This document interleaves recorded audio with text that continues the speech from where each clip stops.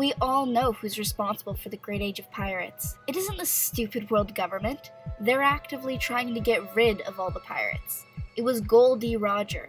After traveling to the end of the Grand Line, finding One Piece, and becoming the king of the pirates, Roger turned himself in and the Marines executed him in an attempt to prevent and discourage others from becoming pirates. Then, just before he was executed, Roger said those famous words that spawned dreams and ambitions in the hearts of millions for decades to come. My wealth and treasures? If you want it, I'll let you have it. Search for it. I left all of it at that place. We already know this. So, why is this video called "The World Government is Responsible for the Great Age of Pirates"? There's a simple answer to that question. It isn't that simple. The words of one man about to be executed started a whole worldwide phenomenon of criminal behavior? That sounds like a story. And that's exactly how Roger's execution is portrayed in One Piece. It's a great story about a great man who changed the world. But it goes deeper than that. No one can change the world unless the world already wants to change. Roger may have provided the spark, but for the flame to have grown as it did, for it to become the enormous inferno that it is during the time of the Worst Generation and the Battle of Marineford, the kindling and fuel already had to have been there, just waiting for a spark to ignite it. If Roger started the Great Age of Pirates, then where did all the pirates before that come from? Roger, Whitebeard's old crew before he was a captain, Shiki, Brook, the Rumbar Pirates, the pirates that killed the Rumbar Pirates, Fisher Tiger, Doflamingo, Dory, Broggy, the Kuja Pirates, Qingjiao, Redfoot Zeph, Squard, and Shaki are all known to have been pirates before Roger was executed. Clearly there was already a large amount of pirates in the world before Roger was even born. While Roger may have inspired countless more to lead a life of crime after his death, it is undeniable that there were a lot of pirates long before that. And why would so many people want to have a life of crime? Why would they want to step outside the boundaries of society, leave the safe confines of a normal, law-abiding life, and embark on a dangerous, life-threatening, short-lived life of plunder, violence, and being hunted by countless people, Marines and bounty hunters alike? Why would they throw their lives away like that? Why would they make an enemy of the whole world? The words of one man about to die couldn't possibly be the only reason why millions of people would choose to leave their lives behind and become criminals. There just has to be another reason. And there is.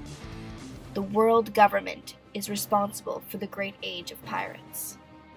Of course, I'm sure that the majority weren't thinking something like, "The world government is so oppressive, I want to be free from them and I'm going to take a stand in outright opposition to them by becoming a pirate." If they actually thought that way, then they wouldn't become pirates. They would become revolutionaries. But we aren't dealing with a great age of revolutionaries. We're dealing with a great age of pirates. A lot of people probably felt that they weren't getting what they should be in life. They felt powerless, helpless, and oppressed. So they decided to take matters into their own hands and take whatever they want from life, not caring about the consequences.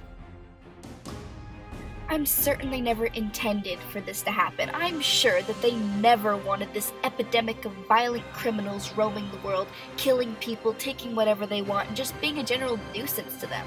It was entirely unplanned for, but entirely their fault. It is undeniable that the world government in One Piece is corrupt. They rose to power by nefarious means, eliminated the history, forced every country in the world to fall in line and obey them, and those that didn't were destroyed. They created a barbaric hierarchy of nobility, celestial dragons, and slaves that only benefits the rich and powerful. Countless people have suffered because of how corrupt the world government is, and they wanted to be free from the oppressive system that governed their lives. Roger simply gave all of those people an end goal to strive towards, something to dream about other than just a pitiful life of crime. He changed the world. He was an example that showed that there was another way to live. He showed people that they didn't have to deal with their horrible lives anymore. They could rise above it, and rise above the world government. He became so powerful despite the world government and the Marines actively trying to stop him. And even in his death, he still overcame them. Gol D. Roger showed the world of One Piece that they didn't have to put up with the way the government, celestial dragons, and nobles treated them. One man turned the world entirely upside down, and if he could do it, then why not everyone else? The Great Age of Pirates is a violent counterculture. They are a global movement made up of individuals who don't even realize they're a part of it. But the very existence of this new trend of piracy is a direct response to the oppression the people in the world of One Piece have been living with for the past 800 years.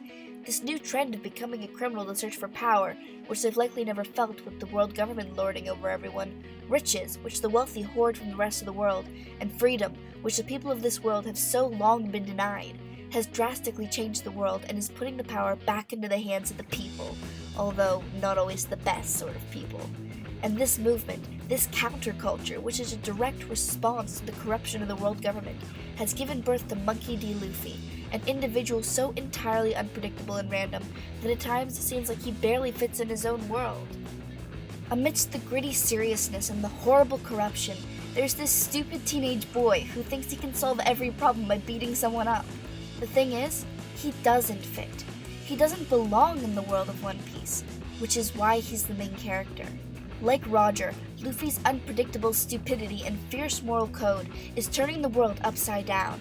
He is an element that no one could have predicted, and in all honesty, shouldn't exist, but he does. And I believe that his very existence and the way that he is entirely a result of the corruption and oppression of the world government. Luffy lived through a lot of it during his childhood, and he hates it. Luffy is so entirely opposite of and opposed to everything the world government stands for that I believe before the series is through, Luffy will destroy the world government once and for all. They caused this great age of pirates, and now they are finally going to suffer the consequences. Luffy will annihilate the world government and end their tyranny over the world once and for all, whether he really means to do that or not. The countries can all go back to being individual countries governing themselves. Of course, ending the world government will not end corruption in the world. Nothing can do that. But it will certainly make the lives of the people of the world in all four blues and the red and grand lines much freer.